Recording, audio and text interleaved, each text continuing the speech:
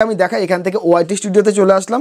এখান থেকে যদি আর্ন সেকশনে আসি তো তোমরা দেখতে পাচ্ছ এইখানটা আমার এই চ্যানেলেও রিউজড কন্টেন্ট চলে এসেছে। আচ্ছা এটা বলো তো যে ইউটিউবে যারা কন্টেন্ট ক্রিয়েটার রয়েছে, যারা নতুন ইউটিউবে আসছে, তারা কিসের জন্য আসছে? শুধু কি ইউটিউবে টাইম পাস করবার জন্য? বন্ধুরা, শুধুমাত্র টাইম পাস করার জন্য কিন্তু ইউটিউবে কেউ আসে না। আমরা ইউটিউবে আসি এর জন্য যে আমাদের চ্যানেলটাকে মনিটাইজ করবে এবং সেখান থেকে আমরা কিছু একটা ইনকাম করব। কিন্তু তোমরা বছরের পর বছর বা কয়েক মাস কাজ করবার পর যখন তোমার চ্যানেলে 4000 ঘন্টা ওয়াচ টাইম বা 1000 সাবস্ক্রাইবার কিংবা শর্ট কন্টেন্ট ক্রিয়েটারদের জন্য লাস্ট 90 দিনে 10 মিলিয়ন ভিউজ বা 1000 সাবস্ক্রাইবার কমপ্লিট করতে পারছো বা কেউ করেছো, কিন্তু তারপরেও যদি তোমার চ্যানেলটা মনিটাইজ না হয় তাহলে কেমন লাগবে?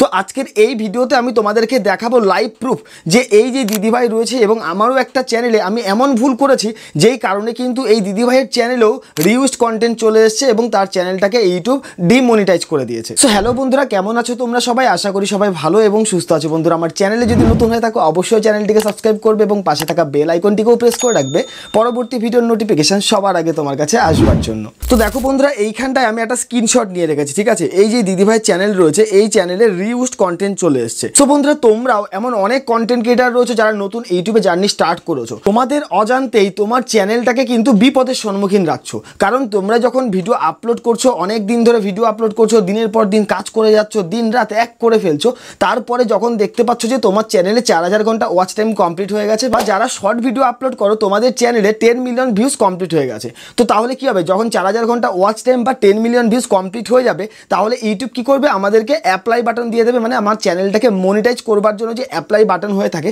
সেটা আমাদেরকে দিয়ে দেবে বা অন করে দেবে।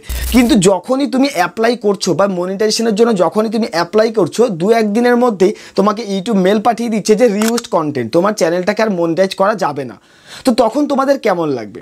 তাই সবার আগে তোমরা যখন ইউটিউবে কাজ করছো, ইউটিউবের যে পলিসিগুলো রয়েছে সেগুলোকে কিন্তু জানা প্রয়োজন। তো আজকের এই ভিডিওতে আমি তোমাদেরকে এটাই বোঝাবো যে কিভাবে বা কোন ভুল করবার জন্য তোমার চ্যানেলে রিউজড কন্টেন্ট আসতে পারে, যেটা কিন্তু এই দিদিভাইয়ের ক্ষেত্রে হয়েছে এবং আমার আরেকটা চ্যানেলের ক্ষেত্রে হয়েছে। তোমাদেরকে আমি দেখাই, এখান থেকে ওআইটি স্টুডিওতে চলে আসলাম।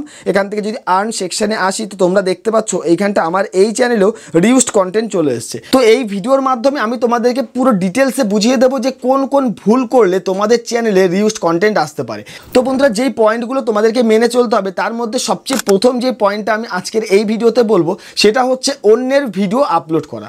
বন্ধুরা, তোমরা এমন অনেক কন্টেন্ট ক্রিয়েটার রয়েছে যারা অন্যের শর্ট ভিডিওকে আপলোড করছো, অন্যের চ্যানেল থেকে ভিডিও ডাউনলোড করছো এবং একটু আধটু কাজ করে তোমরা সেটাকে আপলোড করে দিচ্ছ। ইউটিউব কিন্তু এই ধরনের চ্যানেলকে কখনোই মনিটাইজ করবে না। ইউটিউব কি করবে? যখনই তুমি মনিটাইজেশনের জন্য অ্যাপ্লাই করবে তখনই তোমাকে রিউজড কন্টেন্ট দিয়ে দেবে। তো কিভাবে অন্যের ভিডিও তোমার চ্যানেলে আপলোড করবে, এরও কিছু পলিসি রয়েছে। ইউটিউব এটা বলতে চেয়েছে যদি তোমরা অন্যের কোনো ভিডিও আপলোড করতে চাও তোমার চ্যানেলে, সেখানে তোমরা ক্লিপ ব্যবহার করতে পারবে। মনে করো 2 সেকেন্ড 4 সেকেন্ডের আগে একটা ক্লিপ ব্যবহার করতে পারবে, কিন্তু সেই ক্লিপের মধ্যে তোমাকে কিন্তু নিজস্ব ক্রিয়েটিভিটি থাকতে হবে। মনে করো তুমি একটা মুভি এক্সপ্লেন করবে, তাহলে সেই মুভির কিছু কিছু ক্লিপ তুমি নিতে পারবে, কিন্তু সেইখানটা তোমার নিজের ক্রিয়েটিভিটি থাকতে হবে। কেমন? ওই মুভিটা যে চলবে সেখানে তোমার নিজের ভয়েসটা এক্সপ্লেন করতে হবে পুরো ডিটেলসে।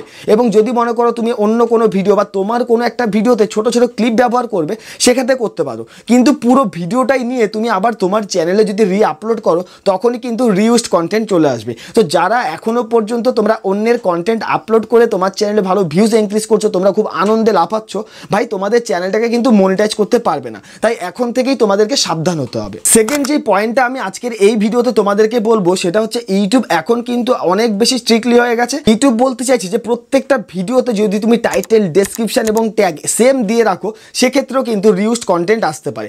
এমনও অনেক কন্টেন্ট ক্রিয়েটার রয়েছে তোমরা যে প্রত্যেকটা ভিডিওতে, প্রত্যেকটা লাইভ স্ট্রিমে একই রকম টাইটেল দিয়ে থাকো। তো এখন থেকে কিন্তু তোমরা এই বিষয়গুলোকে ফলো করবে। যখনই তোমরা লাইভ করো না কেন বা ভিডিও আপলোড করো না কেন, প্রত্যেকটা ভিডিওতে আলাদা আলাদা টাইটেল, ডেসক্রিপশন এবং ট্যাগ দেওয়ার চেষ্টা করবে। যদি তোমরা প্রত্যেকটা ভিডিওতে same title, same tag, same description দিয়ে রাখো, সেক্ষেত্রেও কিন্তু তোমার চ্যানেলে রিউজড কন্টেন্ট আসতে পারে। থার্ড যে পয়েন্ট আমি তোমাদেরকে আজকের এই ভিডিওতে বলবো, যেটা আমার এই চ্যানেলে যে রিউজড কন্টেন্ট এসছে সেটা কিসের জন্য এসছে। দেখো বন্ধুরা, আমার এই চ্যানেলে আমি কি করেছিলাম, গ্রিন স্ক্রিন ভিডিও আপলোড করতাম, ঠিক আছে?